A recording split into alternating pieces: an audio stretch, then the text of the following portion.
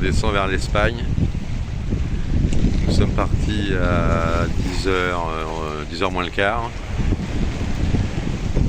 On a toujours eu entre 15 et 20 nœuds de vent.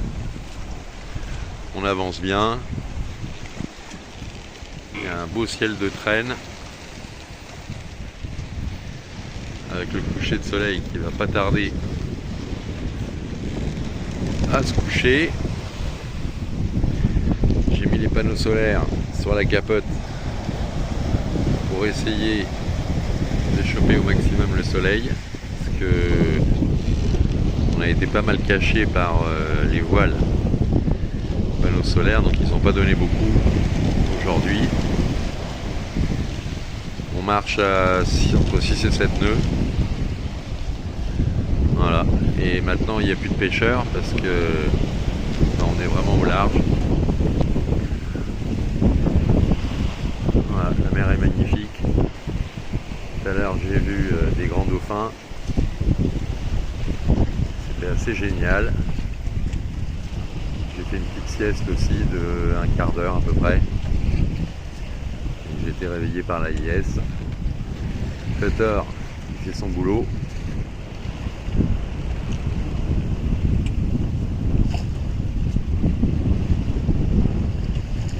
Et donc tout va bien à bord pour l'instant. J'ai juste eu un petit souci avec le Alba de Beaume, où les rivets sont en train de lâcher. Donc il va falloir que je répare ça. J'ai fait un brelage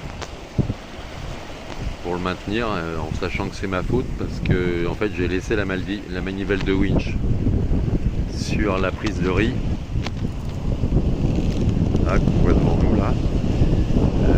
Et en fait le Alba de Beaume s'est appuyé dessus sur la manivelle, et donc ça a fait bouger les rivets. Voilà la fin de la première journée de nave en direction de l'Espagne. Je me suis fait une petite salade de tomates. Là il est 20h, le soleil va se coucher. Et puis pour l'instant, Sinbad marche bien, il marche à 7 nœuds, entre 6 nœuds 5 et 7 nœuds 5. La mer est belle et j'ai réussi un petit peu à dormir, mais j'espère que je vais pouvoir mieux dormir, parce que maintenant il n'y a plus de bateaux, il n'y a plus de pêcheurs là pour l'instant. Et j'ai mis l'AIS vraiment large. Donc je pense que je vais pouvoir attaquer des tranches de 35-40 minutes. Tiens. Je vais vous montrer comment c'est à l'extérieur. Donc là, on voit Sinbad qui avance. On est à peu près, on est en dessous de la Gironde là. Et je suis un petit peu dans le sud de la route. Mais comme le vent doit tourner un peu, ça va me permettre de rester sur la même amure, normalement sans empanner. L'empannage ne se fera que demain dans la matinée.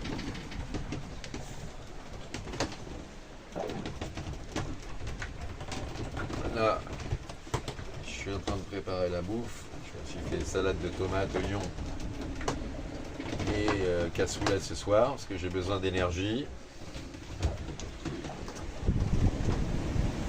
Et voilà ce que ça donne dehors.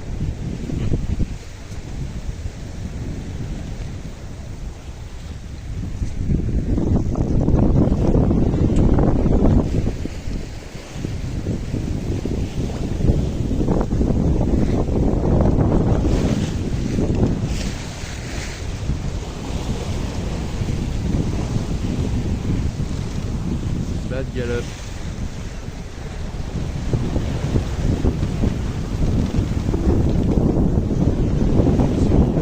Chinois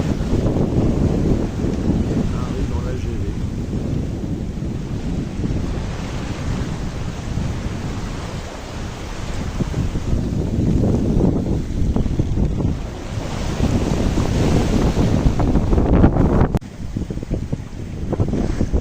Ça y est, la lune est sortie. Donc sur bâbord j'ai la lune et sur tribord j'ai le soleil qui se couche. fin de la première journée.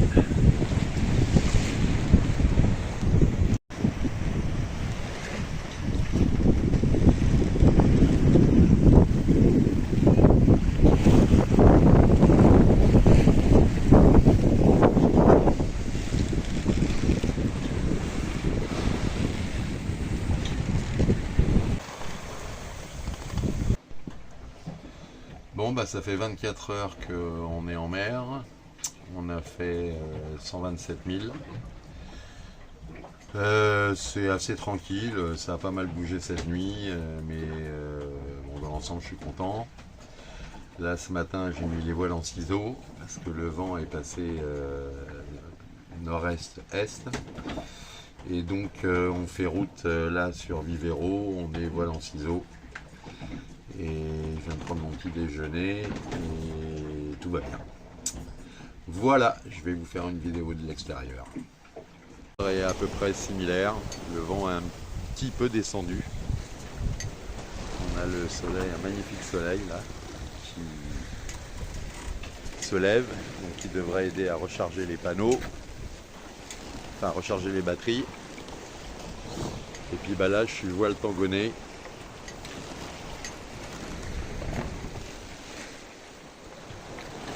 Et il fait grand beau temps.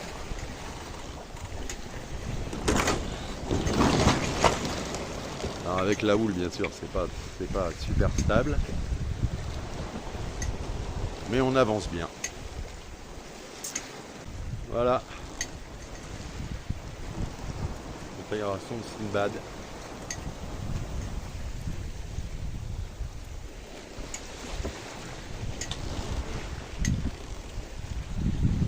Derrière moi, je marche à 5 nœuds 5, 6 nœuds et il fait un magnifique temps. J'espère que ça va durer. Donc toujours sur Sinbad, petit point là à 19 h. Le vent est un petit peu monté, j'ai tangonné le génois, on est en voile en ciseaux, le bateau marche à 5 nœuds et demi et 6 nœuds et demi. Il y a 19 nœuds de vent. On a bien avancé, on a fait 43 000 depuis ce matin à 9 h 30. Donc c'est pas mal parce que en début d'après-midi le vent était quand même un petit peu tombé. Et puis on fait route vers Vivero. On a pris un petit peu d'avance sur le routage. Donc je vais vous montrer ça. Donc voilà, ça c'était le point ici. Le point bleu là. On devait normalement passer à 21 h 30 ce soir. Et en fait là il est 19 h et on l'a passé depuis 1 heure maintenant à peu près. Donc on fait route directe et Vivero est ici. Donc ça avance, ça avance.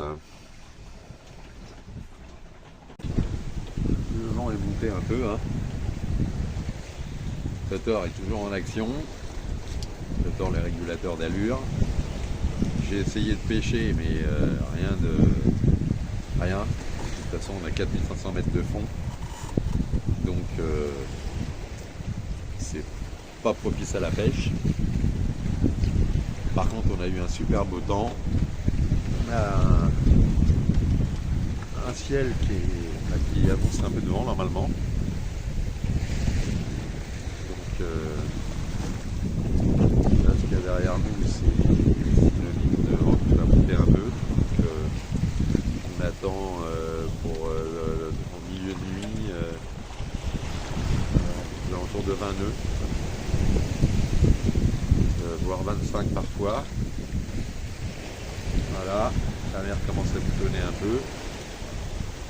Alors les panneaux solaires, ça n'a pas été terrible aujourd'hui parce que le soleil est toujours caché. Enfin, les panneaux solaires sont toujours cachés par les voiles. Donc là j'ai pris un riz dans le génois. Voilà. J'ai aussi un riz dans la GV. Parce que pour pour manger, c'est plus confort. Et puis comme ils annoncent du vent, il va monter. Là on voit déjà que le régulateur d'allure souffre un peu. Et puis le bateau roule beaucoup. C'est la carène.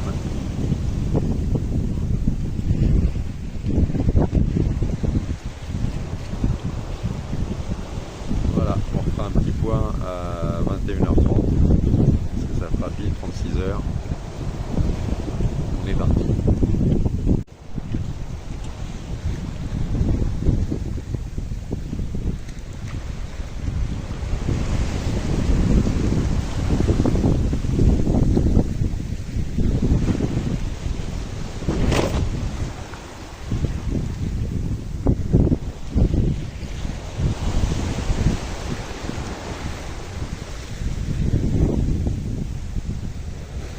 Beaucoup à hier soir, mais par contre je pense qu'il va y avoir plus de vent cette nuit, c'est pratiquement sûr. Et alors l'aérien que j'ai fabriqué là, il est en fait assez performant au sortant. Quand il y a des vagues courtes comme ça et puis du vent, parce que là on a 20 nœuds, il prend moins d'angle, il est plus souple. Fait que le bateau zigzague moins. Voilà. Et on va bientôt savoir dans une petite demi-heure ce qu'on a fait comme route en 12 heures. Là on est lundi soir, il est 21h. Bon, je vous explique ce qui se passe. Donc on est le mardi 17/09/2024. La nuit c'est pas trop mal passé, même si j'ai été réveillé en sursaut parce que j'ai entendu, le bateau avec les voiles qui façaillaient. Et donc j'ai tout de suite compris que c'était une brosse du régulateur d'allure qui avait lâché. Et puis après, le vent est monté crescendo, donc j'étais génois tangonné, enroulé à moitié à peu près, et puis 3 riz dans la GV. Et puis en enroulant le génois, en affalant le tangon, et pour enrouler le génois, je sais pas ce qui s'est passé, il y a le génois qui a fait un beau pompon comme avec un spi, c'est la première fois que ça m'arrivait. Et j'ai bataillé pendant plus d'1 heure pour arriver, en faisant des tours avec le moteur allumé, en faisant des tours sur moi-même et tout, pour arriver à dérouler le génois, chose que j'ai réussi à faire sans le déchirer. Donc j'ai perdu une bonne heure. Et puis le vent est monté crescendo, et puis là, la mer est mauvaise. Alors c'est vrai que je navigue là par 4900 mètres de fond. Et puis ça va remonter là dans les 10 000 à venir, ça va remonter à 3900 mètres, 2000 mètres, et ensuite 155 mètres, tout ça sur quelques milles. Donc ce qui explique pourquoi la mer est mauvaise. Et là il y a, à mon avis 30 nœuds de vent, bien établi. Et je suis avec 3 riz dans la GV et le génois enroulé aux 2/3. Voilà. Donc ce qui m'ennuie, c'est qu'avec le retard que j'ai pris, j'avais quand même de l'avance sur mon routage. Et puis là, du coup, je suis un peu à la bourre. Donc il faut quand même que je fasse avancer le bateau vite pour arriver à rentrer dans la baie avant la nuit. Bon, même si je connais, parce que je suis déjà venu, mais il y a quand même pas mal de temps, il y a 2 ans ou 3 ans, je sais plus. Donc voilà. Et ça a été un peu galère. Par contre, j'ai bien dormi cette nuit. J'ai fait 4 tranches, je crois, de 40 minutes. Donc heureusement, je suis en forme. Et puis je vais vous montrer ensuite l'état de la mer. Voilà ce que ça donne. Je sors pas parce que j'ai réglé les voiles, j'ai réparé tout le régulateur d'allure et je reste à l'intérieur parce que de temps en temps ça embarque un peu plus. Donc voilà ce que ça donne. Les vagues sont très courtes. Et c'est un peu chaud patate.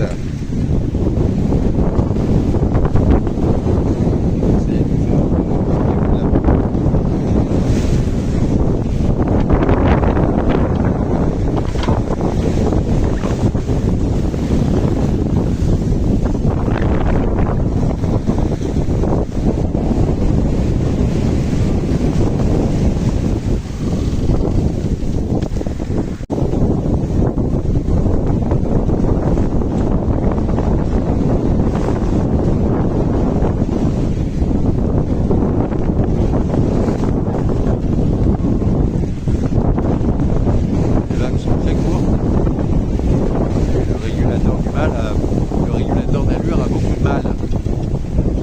Et là, il y a 3 mètres, 3 mètres 50. Alors bien sûr, à la caméra,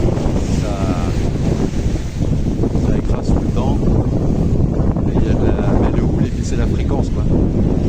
La fréquence, je suis sûr qu'il n'y a pas plus de 6-7 secondes.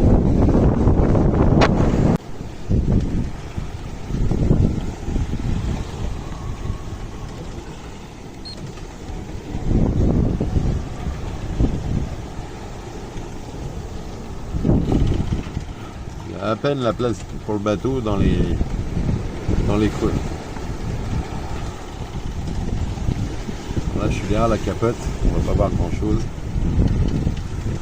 Mais ça moutonne dur. Voilà.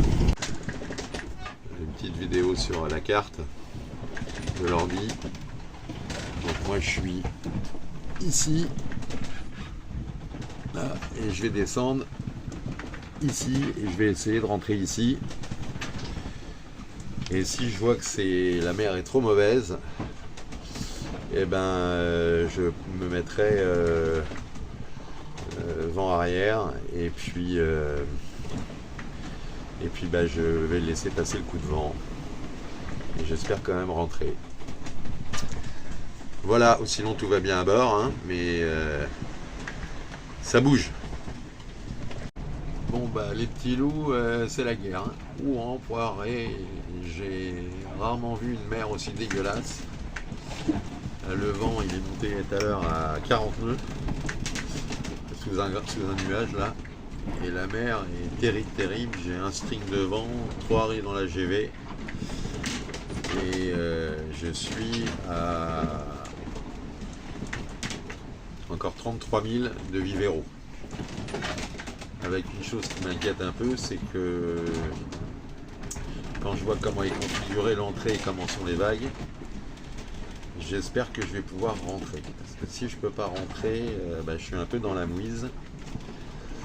Alors là, pendant un temps, je me demandais si j'allais pas faire le bouchon.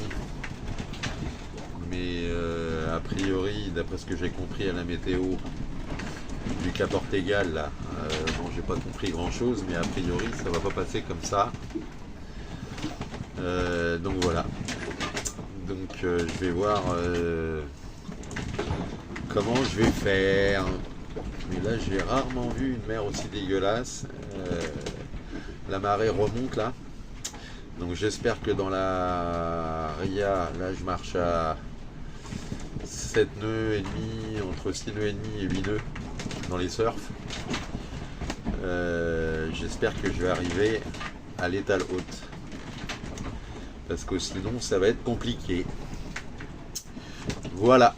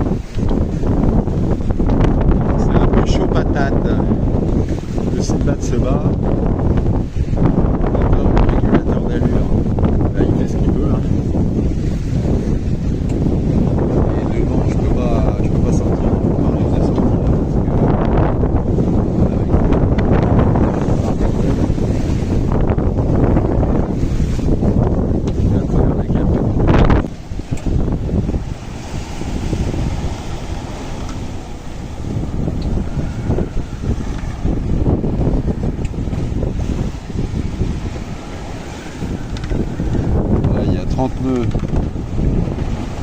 à l'anémomètre.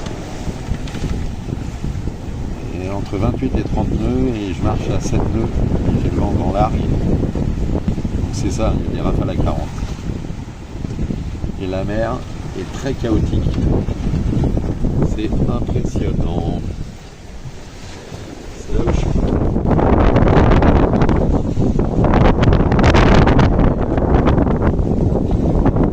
J'espère que tout va tenir.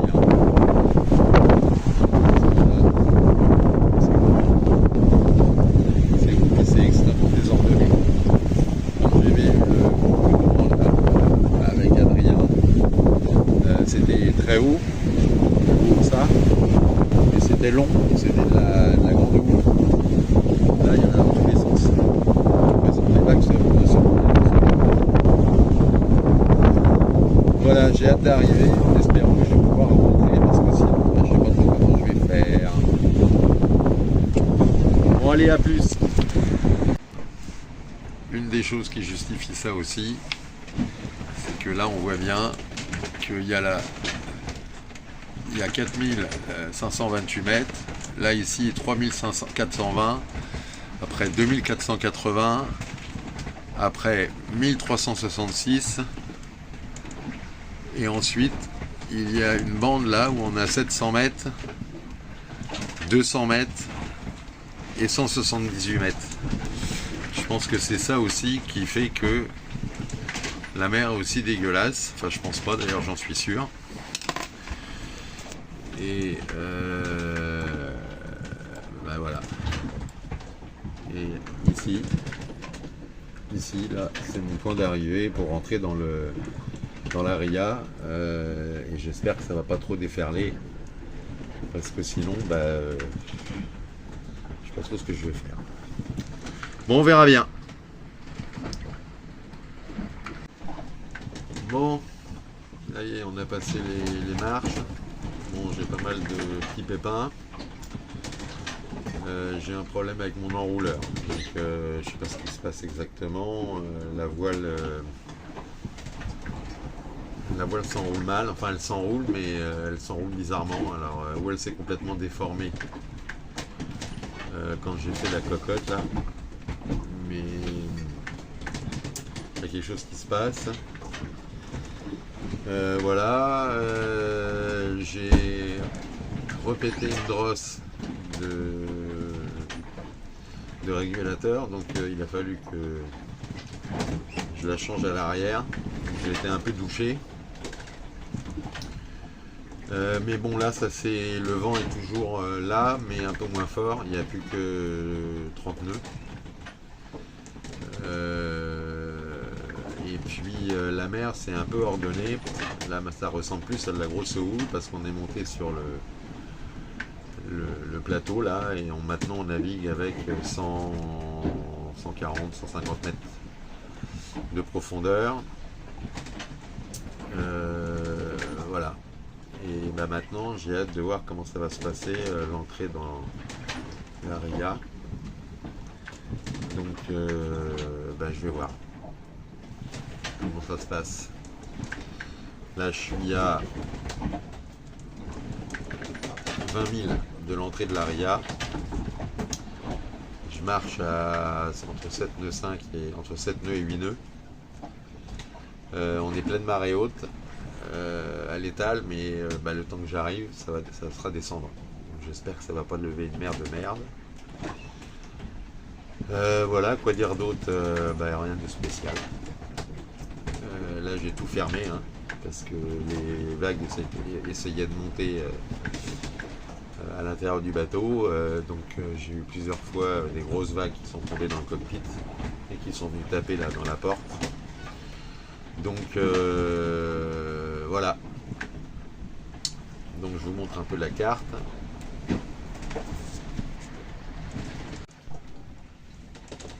Donc voilà, moi je suis là avec Sinbad, le bateau là, et je fais route ici, direction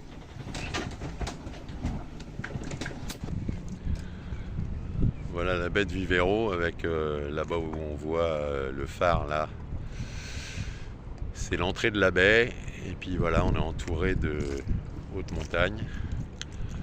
Alors, ce soir, il y a beaucoup de nuages. Là, il y a le premier bateau au mouillage. Voilà. Un deuxième bateau au mouillage. Là, bah, c'est pas très joli, c'est plein d'immeubles. Mais ça a quand même du charme. Là, le troisième bateau au mouillage. Le quatrième. Et ici, un grand port de pêche où ça n'arrête pas toute la nuit, toute la journée, ça n'arrête pas. Voilà la baie de Vivero.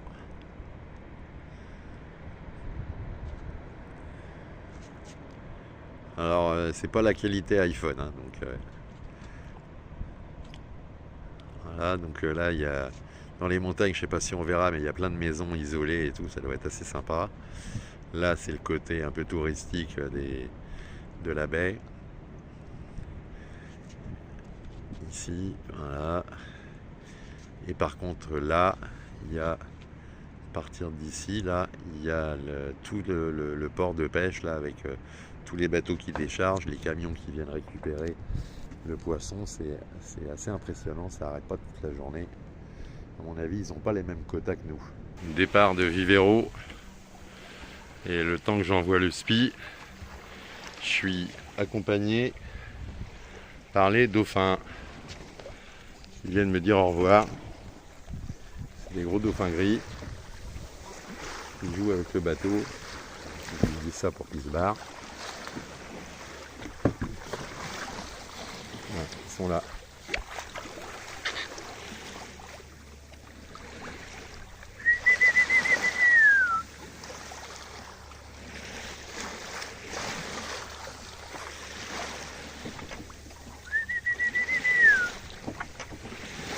Il y en a partout.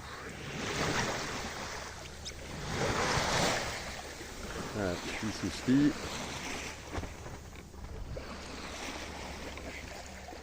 Normalement, ça devrait être comme ça toute la journée avec un empannage.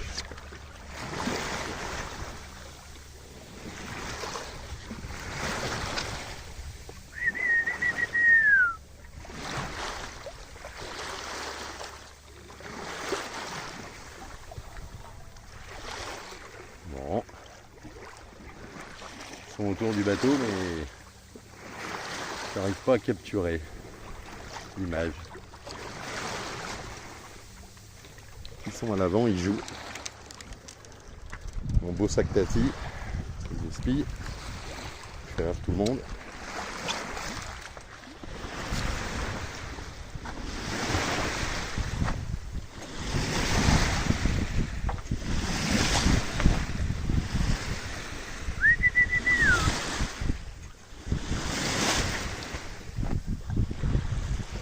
Bon, je sais pas si je les ai capturés à la vidéo.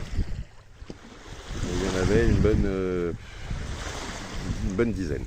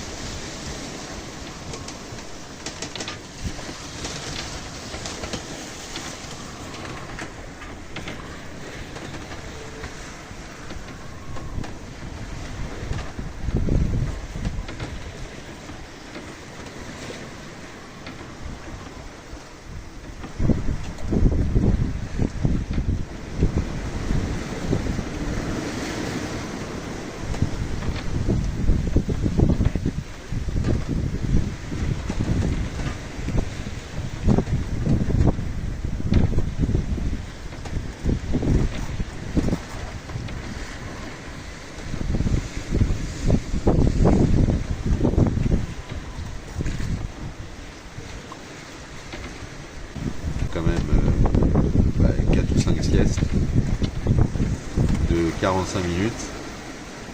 Il n'y a pas grand monde sur l'eau. L'AIS m'a réveillé une fois sur un cargo qui était, j'avais mis une zone de protection relativement grande, et donc ça m'a réveillé, et en fait bon, ça passait tranquille. Voilà, on espère que la journée va être bonne.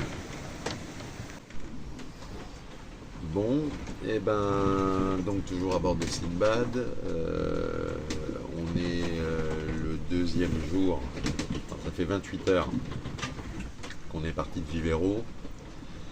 J'ai pas pu beaucoup tourner parce que d'abord la première journée on a été sous spi jusqu'en milieu d'après-midi. Après j'ai encore fait une belle cocotte. Je sais pas comment je me débrouille, mais alors j'ai encore fait une belle cocotte avec le spi autour du Génois, que j'ai mis 3 quarts d'heure à affaler. Et puis par contre j'ai pas perdu beaucoup de temps parce qu'on faisait toujours route, comme on est au portant. Voilà. On a parcouru 168 000. Donc ce qui est pas mal en 28 heures. On est grand largue. Et puis la mer a fait que forcir au fur et à mesure des heures. À partir de 21 heures, ça a commencé à forcir avec du vent entre 25 et 30 nœuds. Et puis une mer assez courte, assez dégueulasse. J'ai croisé 3 cargos. Un qui était dans le sens inverse de moi, et un qui est passé perpendiculaire à moi à 6000, et puis un qui m'a dépassé, qui marchait à 13 nœuds alors que moi je marchais à 7 nœuds, c'est le 5-7 nœuds. Il nous reste 150 000 à faire, voilà, et puis cette nuit ça s'est pas trop mal passé, j'ai dormi 5 tranches de 45 minutes. Et sur les 5 tranches, il n'y a qu'une fois où j'ai été réveillé par l'alarme d'écart de route. Voilà, donc là c'est un peu le checker, parce que la mer est très désordonnée.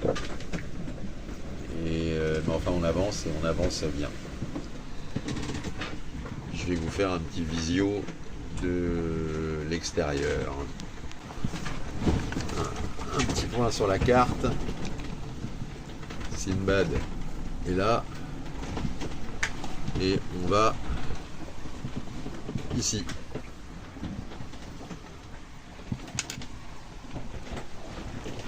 Donc là on va aller à l'extérieur. Enfin,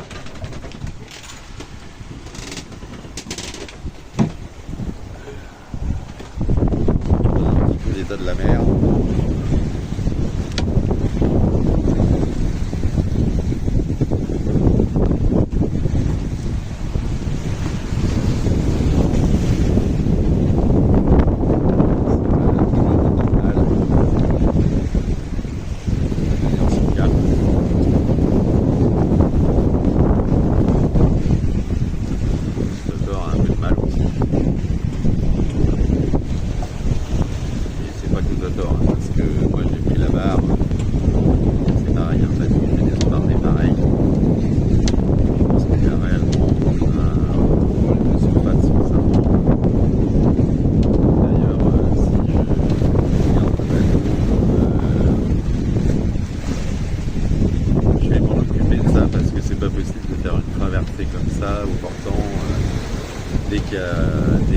Ça passe 25 nœuds de vent, il y a un peu de mer, il devient. On vient de voir à l'instant, j'ai désembardé et le safran n'arrive pas à corriger. Trop tard. Donc voilà un petit peu ce que ça donne dehors. C'est magnifique.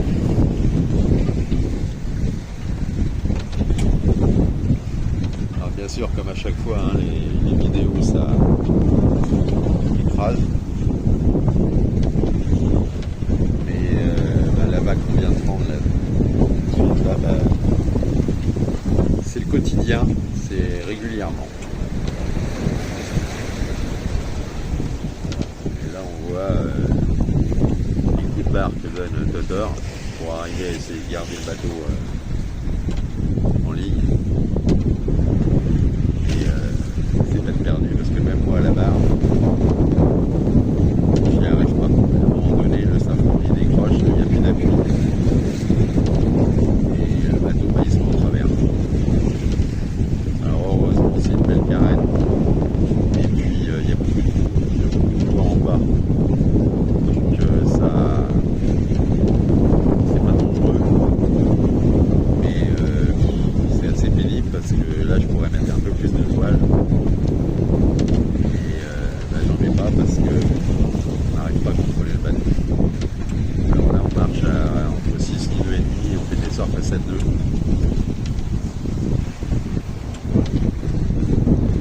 Et j'ai 3 riz dans la GV et 3 riz dans le génois.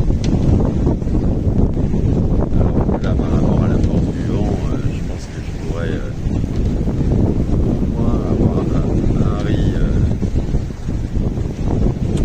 pas avoir que 2 riz dans la grande voile ou un riz dans le génois. Je peux pas parce que avec la mer qu'il y a, qui est dégueulasse, Totor gère pas, le pilote automatique gère pas et le capitaine non plus. Voilà. Hop, là on voit bien.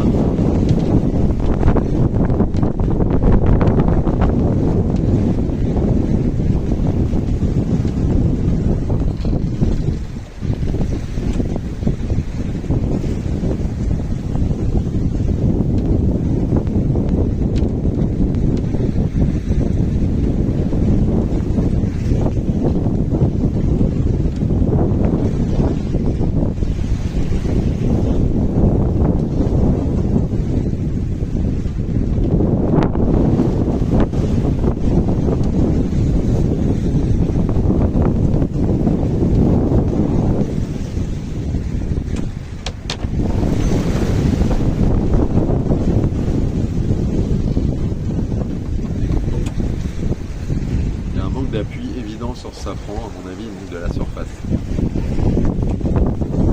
Si je garde le bateau, je vais refaire je vais prolonger ce safran, je vais lui mettre 10 cm de plus en largeur sur le bord de fuite.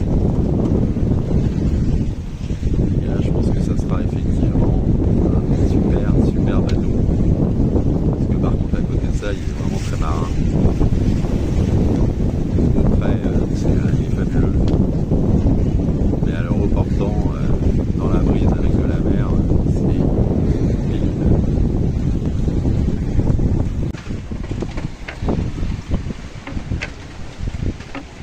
Là on voit bien la mer encore qui a forci un peu, c'est le changement de marée là, et donc on a vent contre courant. Et là on voit bien le mal qu'a Totor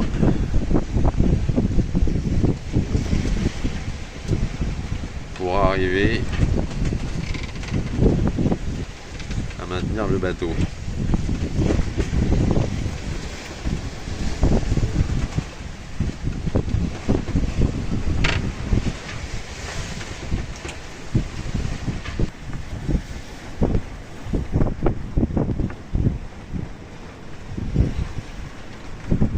Là, cette vidéo là, c'est pour que je puisse la montrer à mon père pour me dire ce qu'il en pense. Enfin, je suis pratiquement sûr de mon coup. D'ailleurs, il y avait un Nicholson 35 qui était dans le sud à vendre. Et quand j'avais eu le propriétaire, il m'avait parlé justement de cette modification de safran.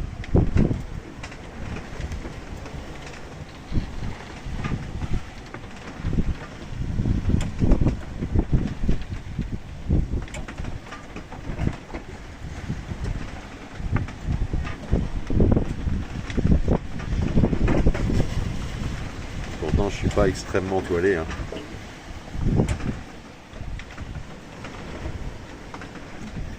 Dans les configurations, j'ai pratiquement tout essayé.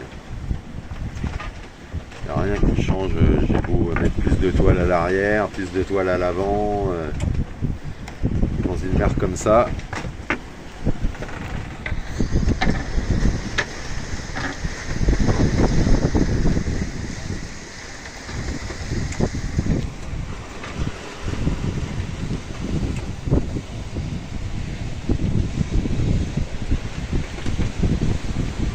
Par contre, c'est magnifique.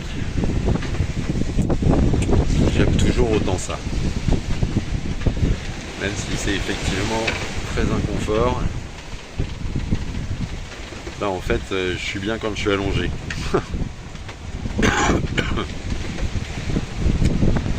Et là, on voit bien, hein, il y a un manque d'appui.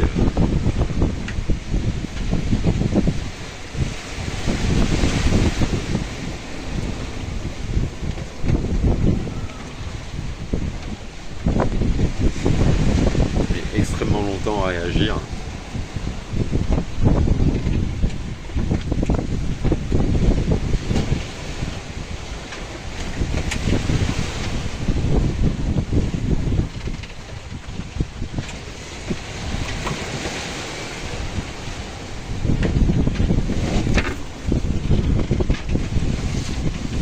J'ai retiré le téléphone au bon moment.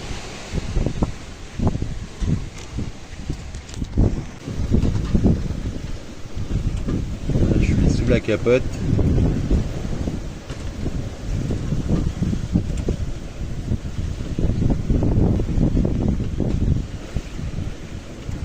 On voit bien l'état de la mer.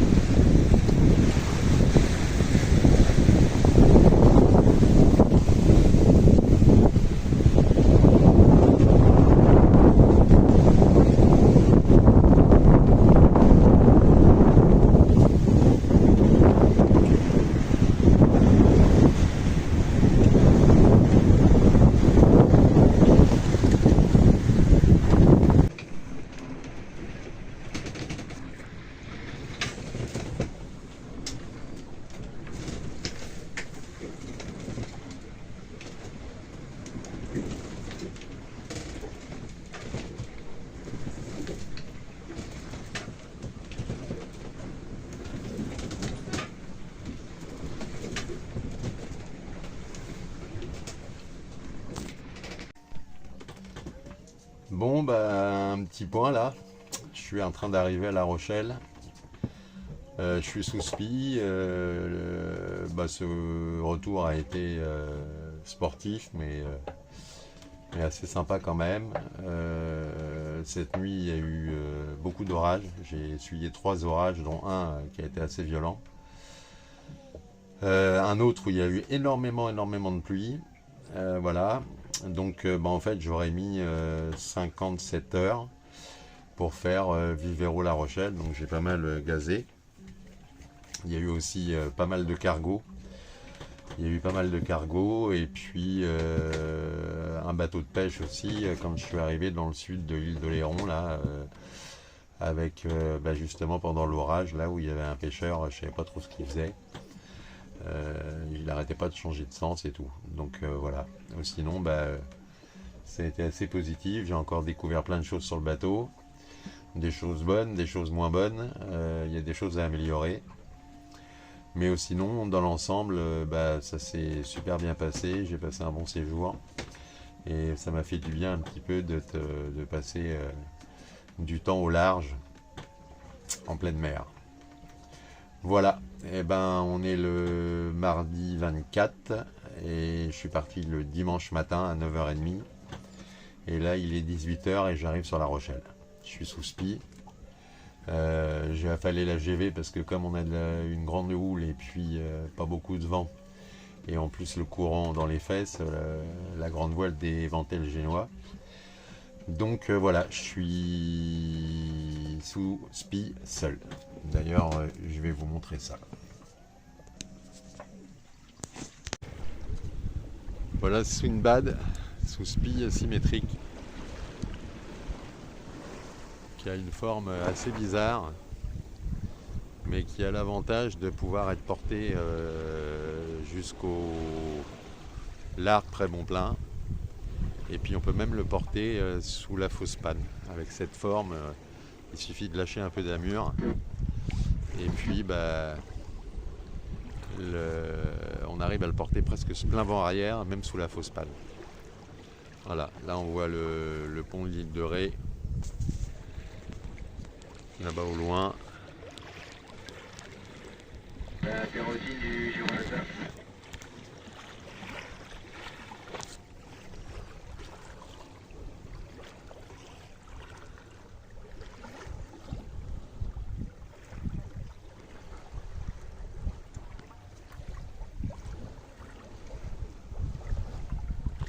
Voilà, le pont de l'île de Ré dans le fond. Toute l'île de Ré, là, ici. Ars-en-Ré, qui est derrière, là. Et puis La Rochelle, qui est devant.